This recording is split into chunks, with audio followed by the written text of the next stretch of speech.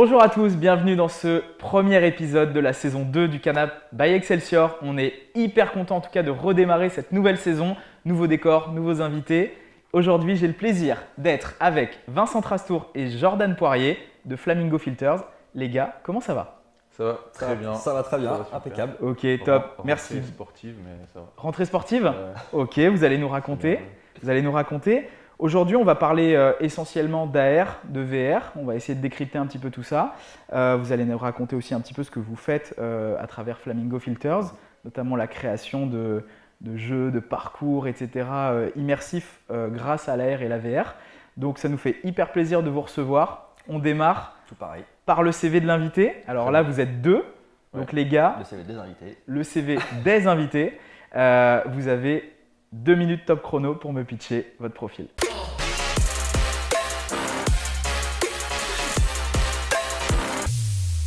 Très bien. Je vais commencer rapidement. Moi, j'ai fait une école d'informatique, je fais Epitech. Je suis sorti d'Epitech, j'ai travaillé chez Epitech pendant 2 ans. C'est super intéressant le côté pédagogique. On était une équipe de 5, on gérait 600 étudiants, donc il y avait énormément de choses à faire. Par la suite, je suis reparti vraiment dans le travail tech pur en tant que développeur web chez Le Collectionniste pendant 1 an. Donc expérience startup, etc. Découvrir un peu le monde vraiment des startups, voir comment ça se passe, comment ça se déroule, etc. Puis 1 an plus tard, on m'a proposé de rejoindre une expérience entrepreneuriale orientée blockchain. Ok. Donc c'est une expérience qui a duré 9 mois, assez enrichissante pour découvrir vraiment monter un projet de A à Z, etc. On n'a pas finalisé le projet. Et puis j'ai découvert à ce moment-là le monde de la réalité augmentée sur les réseaux sociaux, à travers des filtres, notamment Instagram, où j'ai eu accès à la bêta à ce moment-là, la bêta fermée. Et puis domaine super intéressant, énormément de possibilités. Et donc je me suis dit que j'avais besoin moi en ayant un background technique, d'avoir besoin qu'il y avait quelqu'un qui a un background créatif. Ok. Et à ce moment-là que j'ai fait appel à Jordan, qui est un ami de longue date, qui m'a rejoint au sein de Flamingo Donc, Filter. Vincent, toi, tu es l'homme de la tech. Et du coup, Jordan. L'homme de la créa, voilà, on essaye. Ok, tu peux parler un petit peu de toi rapidement? Ouais, alors moi, du coup, j'ai fait des études de design à Nantes. Parce que, moi, je suis un passionné d'art en général. Et donc, Ok. du coup, j'ai fait des études d'archi à la base. Et je suis vite revenu à l'essentiel. Et du coup, je suis reparti dans le domaine de l'art. J'ai fait une école de design à Nantes Ok. pendant 5 ans. Donc, 5 années très, très sympas. Ça m'a permis de voyager, de travailler à l'étranger, notamment en Bulgarie, Roumanie, donc en Ok. Europe de l'Est, avec des cultures différentes. Et c'était vraiment super sympa. Et après les études, du coup, plein de petits boulots à droite à gauche, des expériences cool aussi. Ok. Et j'ai pu me recentrer aussi sur ce que j'aimais, à savoir la peinture. Et j'ai pu continuer à peindre, et puis à me recentrer, à chercher un projet pro intéressant. Et puis c'est là que Vincent est arrivé pour me proposer de le rejoindre dans l'aventure Flamingo. Et c'est un domaine que j'ai trouvé ultra cool. Et je me suis dit, je savais que Vincent, lui, je sais que c'est un bosseur et je sais qu'il va au bout des choses. Et je me suis dit, ça peut être qu'intéressant de commencer ça avec lui. Et au-delà du fait qu'on se connaisse depuis longtemps, on s'est rendu compte qu'on avait un parcours qui était évidemment complémentaire en fait. Ouais. Ok. Ouais, Tout effectivement. simplement. Tech, Ouais. créa. Exactement. Ok. Et du coup, je pense qu'on s'en était pas rendu compte avant, mais le fait d'en parler, on s'est dit, mais ouais, logique en fait, quoi. Ok, ça roule. Avant de présenter du coup un petit peu ce que vous faites aujourd'hui, moi j'aimerais bien qu'on décrypte pour les personnes qui nous regardent l'AR, la VR. C'est quoi la différence? Qu'est-ce que ça veut dire concrètement aujourd'hui? Alors, la grosse différence entre l'AR et la VR, elle est assez simple à comprendre, je pense, c'est que la réalité virtuelle, on amène l'utilisateur dans un monde complètement virtuel, donc au travers des casques de réalité virtuelle, donc c'est-à-dire qu'on ne voit plus la réalité, on n'a aucun contact avec la réalité, Ok. tandis que la réalité augmentée, on a un contact avec la réalité et on interagit avec la réalité en temps réel en y ajoutant des éléments 3D, des sons, etc. Et après, il y a une troisième catégorie qui est la réalité mixte. Et en fait, la réalité mixte, c'est un mélange des deux. C'est la réalité augmentée en plus poussée où l'utilisateur peut interagir avec le monde virtuel qui l'entoure. C'est-à-dire, par exemple, je peux prendre une boîte devant moi qui est virtuelle et Ouais. l'ouvrir avec mes mains. Tandis qu'en réalité D'accord. augmentée, je ne peux pas faire ça. J'interagis au travers d'un écran sur un Ok. objet. Mais je ne suis pas en interaction complète avec le monde virtuel. Et alors du coup, Flamingo Filters, vous êtes sur de l'AR, de la VR ou la solution mixte? Nous, on est concentré sur la réalité augmentée. Ok. Et on aime appeler ça, ce qu'on fait, de la réalité augmentée légère. Ouais. Et en fait, j'ouvre un petit peu peut-être sur la suite, mais Ouais, justement, ouais. c'est de la réalité augmentée qui ne nécessite pas de téléchargement d'application pour être vécu. Ok, d'accord. Donc ça, c'est quoi? C'est une grosse nouveauté finalement de plus télécharger d'applications? Ouais, c'est une grosse nouveauté qui a été surtout lancée par, je pense récemment par Snapchat, Ouais. quand ils ont commencé à intégrer la réalité augmentée au travers des réseaux sociaux, au travers des filtres. C'est-à-dire qu'il suffit d'avoir l'application Snapchat, ou Facebook et Instagram aujourd'hui qui le font, même TikTok, etc. Mais en partant du principe que la plupart des personnes qui possèdent des Ils ont smartphones déjà. ont ces applications-là, Ouais. il suffit dans ce cas-là de scanner un QR code avec un lien qui lui ouvre l'application Snapchat, Instagram, Facebook et d'accéder à une expérience de réalité augmentée. D'accord. Mais via ces applications-là Via ces pour le coup. applications. Ok. Contrairement à avant où quand on voulait vivre une expérience de réalité augmentée, il fallait télécharger une application sur son téléphone juste pour cette expérience en particulier. D'accord. Et donc ça justement, c'est intéressant d'y venir. Tu expliques, enfin vous m'expliquez les gars, que le taux de rebond, finalement l'engagement, derrière à travers des expériences plus légères, explose quoi. Enfin ce que je veux dire c'est que l'engagement est beaucoup plus fort. Bien sûr, du moment qu'on n'a pas à devoir télécharger une application rien que pour vivre une expérience en particulier, dans ce cas-là on engage plus. Parce que c'est vrai que quand on y réfléchit nous-mêmes, si on va dans un musée ou qu'on va dans un rayon de supermarché ou n'importe quoi, qu'on nous dit voilà, il faut scanner le QR code, ensuite télécharger une application qui fait plus de 100 mégaoctets, que le téléphone te demande de télécharger en Wi-Fi, etc. Ouais, si t'as pas une bonne connexion, machin truc, c'est le bordel. Tandis que là, je scanne un QR code souvent pour y accéder. Le point d'entrée en fait sur une expérience immersive, du coup, c'est un QR code? En présentiel, dans les magasins, dans les expos, etc. Oui. D'accord. Le QR code. Ok, ça marche. Alors justement, est-ce que vous pouvez me donner des exemples de projets? Par exemple, on a parlé de jeux, on a parlé de… Là, on n'est plus du tout dans des filtres ou des trucs qui me paraissent, qui paraissent assez simples. Je vois qu'on peut pousser un peu les sujets. Est-ce que vous avez des idées de projets, soit que vous avez menés ou que vous avez envie de mener, et où on peut aller finalement? Ouais, c'est vrai que les filtres, pour la plupart des gens, même qui les utilisent quotidiennement, ils ne se rendent pas forcément compte déjà qu'ils utilisent de la réalité augmentée. Et ça se limite à des filtres assez sommaires, des filtres beauté, des filtres qui modifient les couleurs des alentours, alors qu'on peut aller bien plus loin que ça. On parlait des jeux, mais c'est vrai que les jeux, c'est quelque chose qui est possible. Okay. Nous, on avait fait un petit jeu pour Star Wars, pour le May the Force, le jour de Star Wars. Et on s'était dit, mais pourquoi pas faire un petit truc sympa en mode arcade. Et en fin de compte, ce qu'on a fait, c'est qu'on a un petit vaisseau en fait, qui suit le mouvement de la tête. En clignant des yeux, on peut tirer des missiles en fait, sur des petits ennemis à tuer. Faut pas trop tirer quoi. On peut quand même faire pas mal de tirs. Ok. Non, c'est bien réactif. Ça marche. Et voilà, le but, c'est à la fin, on a son score et en fait, on peut faire en sorte de sauvegarder son high score et de revenir une semaine après. Le high score est toujours là et puis après, voilà, on peut se faire des petits défis entre amis, des petites choses comme ça. Ok, cool. Et puis Star Wars, c'est tout un univers en plus, donc on peut vraiment jouer là-dessus. On peut vraiment partir très très très loin, quoi. On n'a pas tellement de limites. Ok, alors justement, c'est parfait, les questions elles s'enchaînent magistralement.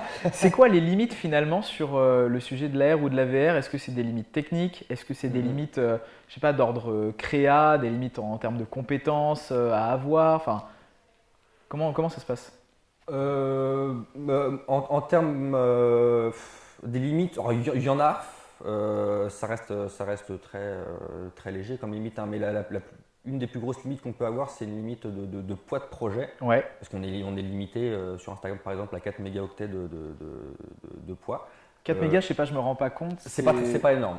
Ouais. C'est pas énorme. Ça paraît pas énorme, mais je veux dire, nous, ça nous a jamais empêché de mener nos projets à bien et d'avoir des projets de qualité.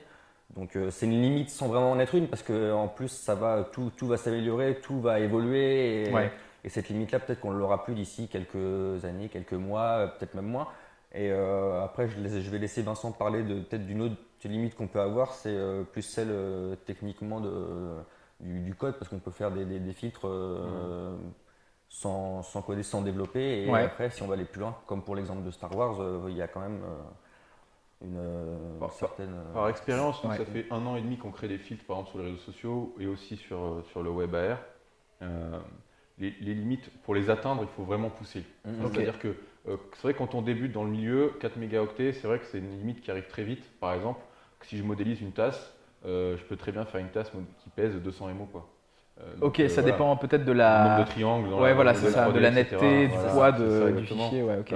Mais si on connaît un peu le domaine, etc., on va optimiser tout ce qu'il faut et on va arriver à réduire ça de quelque chose de très léger. Ok. Et après, les limites en termes de techniquement parlant, on va peut-être pousser les limites du téléphone ou les limites de l'application mobile sur laquelle il est, c'est-à-dire l'application Facebook, Instagram, Snapchat. Ok. C'est-à-dire avoir un nombre de frames par seconde qui correspond à avoir un jeu plutôt Ouais. jouable. Mais c'est franchement, le problème, c'est pas la limite aujourd'hui. Ouais. Et c'est pas la limite technique. justement, ce qui m'avait intéressé quand vous m'aviez briefé sur le sujet, les gars, c'est on peut aussi accéder à ce genre d'expérience via du web en fait. Donc là, on sort du mobile pur, on va dire, et finalement là, on est peut-être un peu moins bridé en termes de poids, en termes de. Oui, ouais, Il y a moins de contraintes, du coup. Exactement. Donc quand on dit des expériences de réalité augmentée sur le web, Ouais. ça existe la réalité virtuelle aussi sur le web. C'est-à-dire qu'en fait, en créant un site internet, le site internet peut accéder au travers d'un téléphone ou sur l'ordinateur à la webcam ou à la caméra du téléphone. Mhm. Et dans ce cas-là, s'il accède à la caméra, il lui est possible de faire de la réalité augmentée. Donc en fait, c'est ça, c'est qu'aujourd'hui, on peut créer l'équivalent des filtres sur les réseaux sociaux, parce que c'est ce qui est le plus connu quand même, Ouais. pour un peu vulgariser les termes, sur une page web, dans ce qui nous appartient complètement Ok. de A à Z. Donc on est indépendant des réseaux sociaux, on est Ok. indépendant de leurs limites. Ça marche. Exemple très basique, mais sur Instagram, on ne peut pas faire de promotion de marques qui vendent de l'alcool. Ouais. Tandis que là, on pourrait faire une expérience de réalité augmentée d'une Ok. marque qui vend de l'alcool parce que c'est leur site internet. Par exemple, je sais pas, essayer des lunettes sur un site, ça, Et typiquement, c'est le possible, cas c'est du, possible, du ouais. web. Et Ok. c'est des lunettes, etc. Et ce qui est bien avec le web, c'est qu'aujourd'hui, on arrive à avoir des choses très poussées techniquement, Ouais. depuis franchement très récemment. Ce qui fait que les bons côtés qu'on avait à développer des applications mobiles pour des cas particuliers, mettre dans des magasins, dans des stores, etc. Aujourd'hui, grâce à la web AR, en fait, on n'a plus besoin de vraiment développer des applications. Ok. Et donc, en fait, même si on reste un petit peu plus limité sur le web, parce que c'est par rapport à une application mobile peut-être, mais le taux d'engagement est tellement plus élevé sur une expérience de web AR où on n'a pas à télécharger d'application pour le vivre, parce que tout le monde a un explorateur internet sur son Ouais. téléphone, ça vaut le coup de faire de la web AR plutôt que du développement d'applications. Ok. Ça, c'est. Après, voilà, les experts, certains diront que c'est pas forcément vrai, mais de notre point de vue à nous, et de ce que nous on met en avant chez Flamingo Il y a Filter, en tout fait, intérêt à le faire. c'est qu'il y a tout intérêt à passer sur des expériences de web AR ou des filtres, Mhm. quitte à avoir quelque chose d'un petit peu moins pointu ou poussé, mais à toucher 100 fois plus de gens. C'est Ok. ça. Voire un des millions de fois plus de gens sur les D'accord, réseaux le sociaux. marché est plus Ah, vaste. C'est intéressant Ok. ce que dit Vincent sur le fait qu'il n'y a pas besoin que ce soit ultra poussé forcément, Ouais. parce que c'est un domaine qui reste assez nouveau, même si au final ça existe depuis plusieurs dizaines d'années. Mais les gens sont assez indulgents en fait. Si on a comme on disait, si on a une tasse. C'est tellement nouveau finalement que Ouais, voilà. tu vas pas chercher Les gens la- s'attendent pas à avoir quelque chose Ok. en qualité 4K ou voilà, c'est. D'accord. Ils sont indulgents et ils kiffent juste l'expérience quoi. D'ailleurs, ça m'intéresse de connaître justement si, enfin voilà, les personnes qui nous regardent, quelle est la meilleure expérience que vous ayez vécue en termes d'AR ou de VR même, voilà, de réagir en commentaire de cette vidéo parce que voilà, je pense qu'on est tous Ouais, c'est preneurs, intéressant, ouais. comme c'est assez Ouais. nouveau. D'ailleurs, ça me permet de vous poser la question, quel est l'état du marché là-dessus? Vous avez des chiffres à nous donner en termes de, je sais pas, de millions d'interactions, on en est où? Alors les tout derniers chiffres qu'on a, nous, par rapport à Facebook, parce qu'il y a eu la Facebook Connect la semaine dernière, Ouais. il y a 400 000 créateurs de filtres aujourd'hui dans le monde. Mhm. Il y en a 150 qui ont dépassé le milliard de vues Ok. voilà, sur leurs expériences. Il y a 600 millions de personnes chaque mois sur les applications de la famille Facebook qui sont en contact avec des expériences de réalité augmentée. Ouais. Et du côté de Snapchat, parce qu'il y a énormément d'utilisateurs aussi chez Snapchat, il y a plus de 170 millions de personnes qui sont en contact avec des expériences de réalité augmentée chaque jour. Ok, Donc c'est quand même balèze. énorme. Et pour colossal. vous, Et, justement, enfin, en fait, vous voyez ça comme une vraie révolution, comme le Ah web ouais. il y a clairement, des années, du Ah coup. ouais. Exactement. Pour nous, les prémices de la réalité augmentée pour tous, c'est au travers des réseaux sociaux pour le moment, parce Ok. que forcément ils ont des millions et des millions d'utilisateurs, donc c'est là qu'il y a le plus de gens qui visent l'expérience Ouais. de réalité augmentée. Mais pour nous, c'est vraiment le prémisse de l'avenir de la réalité Ok, augmentée. ça roule. On peut donner des mots comme l'open et Air Cloud, etc. Ouais. Si les gens vont regarder ça Ok. plus tard, Il y mais a tout c'est- un monde c'est qui tout va un monde s'ouvrir. qui va se Ah créer, ouais, et tous ok. les géants du domaine Très sont cool. tous orientés sur la réalité augmentée, réalité virtuelle. Facebook l'a annoncé encore la semaine dernière. Ok. Apple, tout le monde attend que Apple sorte les Apple Glasses.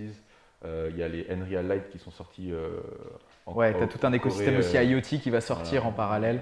Ok. Et les Nreal Light qui sont des lunettes chinoises qui sont vendues dans des magasins type SFR en Corée en package avec un téléphone. On achète le téléphone, on a les lunettes de réalité augmentée avec. Ok, Ça, ah ouais, c'est, il y aura ouais. des dongles en plus comme Exactement, ça. c'est D'accord, ok. L'avenir. Très bien. Les questions?